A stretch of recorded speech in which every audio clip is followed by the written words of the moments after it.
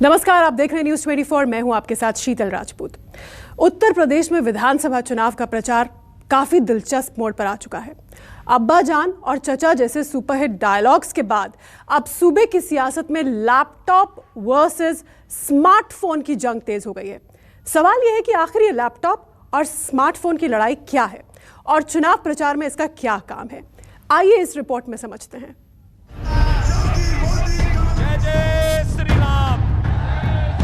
विकास अच्छा नहीं लग रहा है।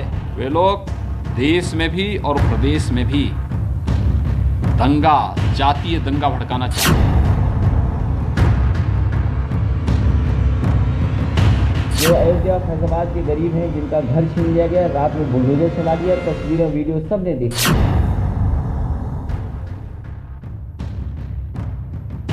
किस्म किस्म के हथकंडे इस्तेमाल करके लोगों की भावनाओं को भी भड़का रहे हैं।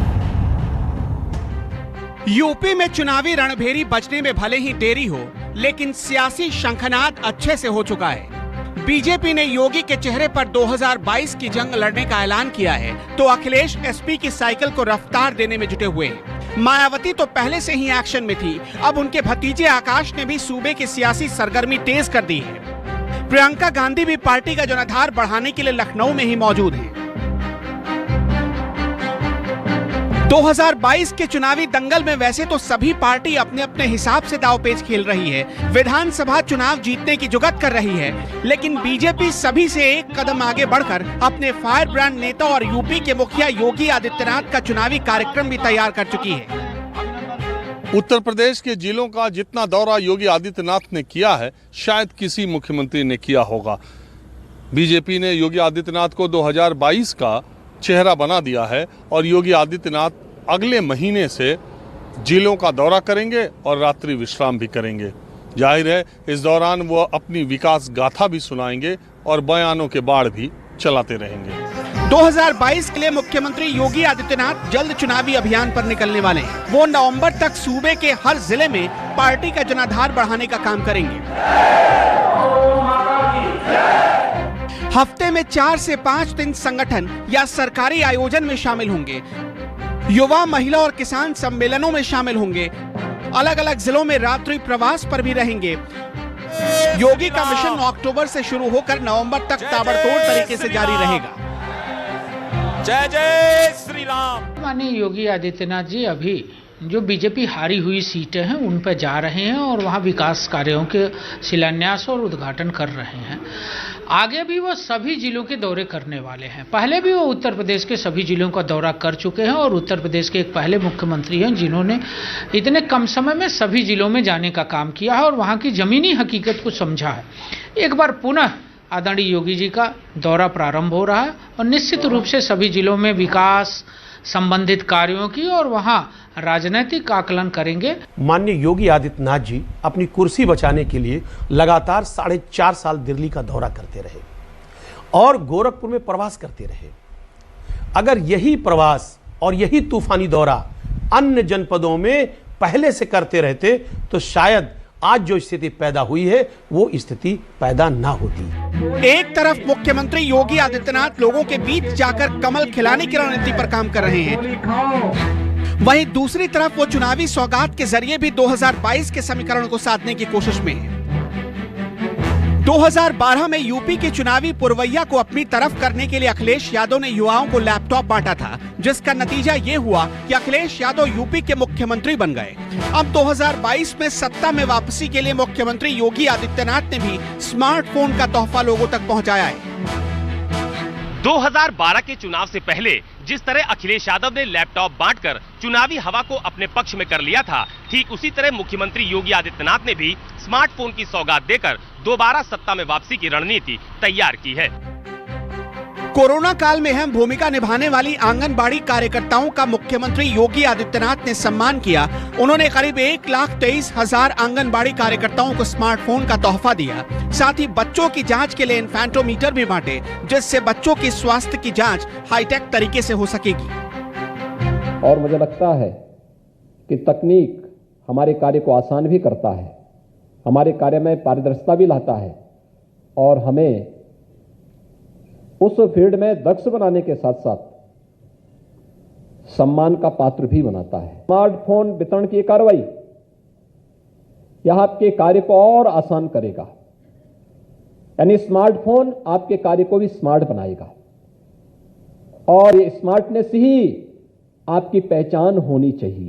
यूपी सरकार ने भले ही स्वास्थ्य व्यवस्था और आंगनबाड़ी कार्यकर्ताओं को तकनीक से लैस करने की योजना बनाई हो, लेकिन विरोधियों को मुख्यमंत्री योगी का ये अंदाज भी चुनावी लग रहा है, क्योंकि साल 2012 में अखिलेश के लैपटॉप बांटने की घोषणा एसपी के लिए जीत का अहम फैक्टर साबित हुई थी। हालांकि तब से लेकर अब तक करीब 9 साल हो चुके हैं। मुद्दों के साथ साथ चुनावी हवा का भी रुख बदल चुका है। माननीय योगी आदित्यनाथ जी ने सभी बच्चों को लैपटॉप देने का भी वादा किया था।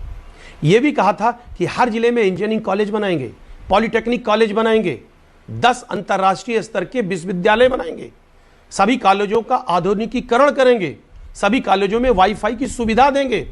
एक भी वादा पूरा नहीं किया। आज चंद बच्चों को स्मार्टफोन दे करके ये सिर्फ और सिर्फ एक चुनावी लालिफाफ के अलावा कुछ नहीं है। ऐसा नहीं है कि बीजेपी विकास और चुनावी सौगात के भरोसे ही चुनावी वैतरणी पार करने की कोशिश में है, बल्कि पार्टी हिंदुत्व के सबसे बड़े चेहरे मुख्यमंत्री योगी आदित्यनाथ के नेतृत्व में ही चुनावी मैदान में उतरने का ऐलान कर चुकी है। जय जय श्री राम, जय जय श्री राम। यानी 2022 के विधानसभा चुनाव में बीजेपी ने कमल खिलाने की जिम्मेदारी योगी आदित्यनाथ के कंधों पर डाल दी है। यूपी की सत्ता में वापसी के लिए एक तरफ बीजेपी जहां विकास कार्यों पर फोकस कर रही है, तो वहीं दूसरी तरफ ब्रांड योगी के नाम पर विरोधियों पर भारी पड़ने की रणनीति भी बना चुकी है। ऐसे में देखना यह होगा कि आम लोगों को बीजेपी का यह चुनावी अंदाज कितना पसंद आता है। वैसे योगी का नाम तय तो तभी हो चुका था जब कोरोना की दूसरी लहर के वक्त यूपी में नेतृत्व परिवर्तन की हवा को प्रधानमंत्री मोदी ने विराम दे दिया था। काशी की रैली में प्रधानमंत्री मोदी ने योगी की जबरदस्त तारीफ से विरोधियों के मुंह पर ताला लगा दिया था। लेकिन अब संगठन औपचारिक रूप से योगी को ही 2022 का पोस्टर बॉय बनाने का ऐलान कर चुका है। योगी जी खुद कड़ी मेहनत कर रहे हैं। काशी के लोग तो देखते ही हैं कैसे योगी जी लगातार यहां आते हैं, एक एक विकास योजना की समीक्षा करते हैं, खुद ऊर्जा लगाकर कामों को गति देते हैं। ऐसी ही मेहनत ये पूरे प्रदेश के लिए करते हैं। हर एक जिले में जाते हैं, हर एक काम के साथ खुद लगते हैं। बीजेपी का दावा है कि पिछले 4.5 साल के शासन में योगी आदित्यनाथ ने यूपी की दशा और दिशा दोनों बदल दी। ऐसे में योगी के चेहरे पर सूबे के चुनावी अखाड़े में उतरने का फैसला पार्टी के लिए मास्टर स्ट्रोक साबित हो सकता है। Bureau report, news 24। तो ये तो थी योगी और बीजेपी के मिशन यूपी की बात। अब बाकी दल क्या कर रहे हैं? बीएसपी प्रमुख मायावती और प्रियंका गांधी भी एक्शन मोड में हैं। मायावती ने यूपी के युवाओं को पार्टी से जोड़ने के लिए कमान अपने भतीजे को सौंप दी है, तो प्रियंका गांधी लखनऊ में बैठकर 2022 का पूरा गणित जो है उसे देख रही है।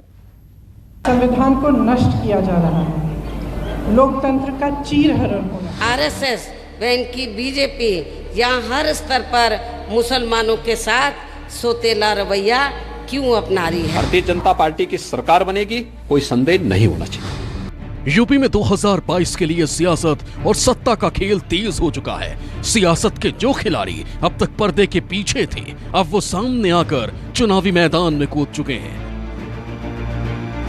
हम बात कर रहे हैं बीएसपी सुप्रीमो मायावती के भतीजे आकाश आनंद और सतीश मिश्रा के बेटे कपिल मिश्रा की।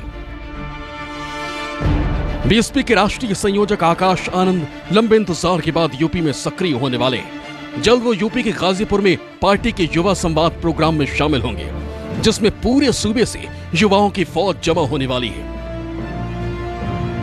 कहा तो यह भी जा रहा है कि इस सम्मेलन में पार्टी के महासचिव और राज्यसभा सांसद सतीश चंद्र मिश्रा के बेटे कपिल मिश्रा भी शामिल हो सकते हैं। यह महज एक प्रोग्राम नहीं है, बल्कि इसे 2022 के चुनाव में बीएसपी की खास रणनीति के तौर पर देखा जा रहा है, जिसके जरिए पार्टी से युवाओं को जोड़ने की कोशिश हो रही है। बीएसपी ने हाल ही में युवा संवाद कैंपेन की शुरुआत की। कैंपेन की कमान कपिल मिश्रा के हाथ में है। प्रोग्राम में मायावती के शासनकाल में हुए काम की जानकारी दी जा रही है। यूपी में बीएसपी युवाओं के भरोसे अपनी नैया पार लगाने की कोशिश में है। कहा जा रहा है कि इस बार पार्टी करीब 50% युवाओं को टिकट देगी। आकाश जी जो हैं वो तो हमारी पार्टी के नेशनल कोऑर्डिनेटर हैं, पूरे देश में घूम रहे हैं, अपना अलग अलग जगह उनको जो भी काम दिया जा रहा है उसको लोगों को जोड़ने का काम कर रहे हैं। यूथ जोड़ रहा है, यूथ के लिए लोग निकल रहे हैं, हमारे लड़के के साथ भी निकल रहे हैं। मायावती जी बसपा की नेता हैं, लेकिन दलित वोट बैंक की राजनीति करती हैं, लेकिन वो उनके जो स्वभाव है वो दलित राजनीति के लिए नहीं है, वो राजाओं के स्वभाव में जीती हैं और परिवारवाद की पार्टी है। निश्चित रूप से हम सब पहले भी कहते रहे कि सपा बसपा परिवार की पार्टी है, वो अपने भाई भतीजा और बेटा की चिंता करती हैं, उत्तर प्रदेश की जनता की चिंता उनको नहीं है। एक तरफ बीएसपी का हाथी अपनी चाल और अंदाज बदलकर 2022 के सियासी अखाड़े में उतरने की तैयारी कर रहा है, वहीं यूपी में कांग्रेस की कमान खुद प्रियंका गांधी ने संभाल रखी है। साथ ही कांग्रेस राज्य में कांग्रेस ही एक विकल्प है नाम से नारा बुलंद कर रही है। 2022 योगी आदित्यनाथ और बीजेपी के लिए इतना आसान भी नहीं है। बीजेपी को घेरने के लिए चौतरफा तैयारी कर ली गई है। पिछड़ों का कार्ड खेलकर अखिलेश यादव लगातार बीजेपी को घेरने में लगे हैं। दूसरी तरफ मायावती के भतीजे आकाश भी अब सियासत में कूद चुके हैं। प्रियंका गांधी कांग्रेस महासचिव लगातार यूपी के 2 दौरे 1 महीने में कर चुकी हैं और अब 12,000 किलोमीटर की सड़क यात्रा करने का भी उनका प्लान बन रहा है। कांग्रेस महासचिव लखनऊ में है और चुनावी रणनीति पर काम कर रही हैं। साथ ही वो रणनीतिक और सलाहकार समिति के साथ चर्चा कर रही हैं और पुराने नेताओं से भी मिलकर गिला शिकवा दूर करेंगी। 7 अक्टूबर से यूपी में प्रतिज्ञा यात्रा शुरू होगी। सरकार की वादा खिलाफी और अपने चुनावी वादे लोगों तक पहुंचाएंगी। प्रियंका जी गांधी अपने प्रदेश में हैं और लगातार वो दौरे करती रहती हैं, लगातार वो लोगों से मिलती रहती हैं और आम आदमी की आवाज़ बनी है, गरीबों की आवाज़ बनी है और जहाँ जहाँ अन्याय हुआ है उसके खिलाफ प्रियंका गांधी जी ने लगातार आवाज़ उठा रही है। तो चुनाव व्यर्थ है, निश्चित तौर पर पार्टी के पदाधिकारियों से, संगठन के लोगों से मिलेंगे। साफ है 2021 में ही मिशन 2022 शुरू हो चुका है। ऐसे में सभी पार्टियां एक दूसरे से आगे निकलने की होड़ और सत्ता तक पहुंचने की रेस में पीछे नहीं रहना चाहती हैं। Bureau report, news 24।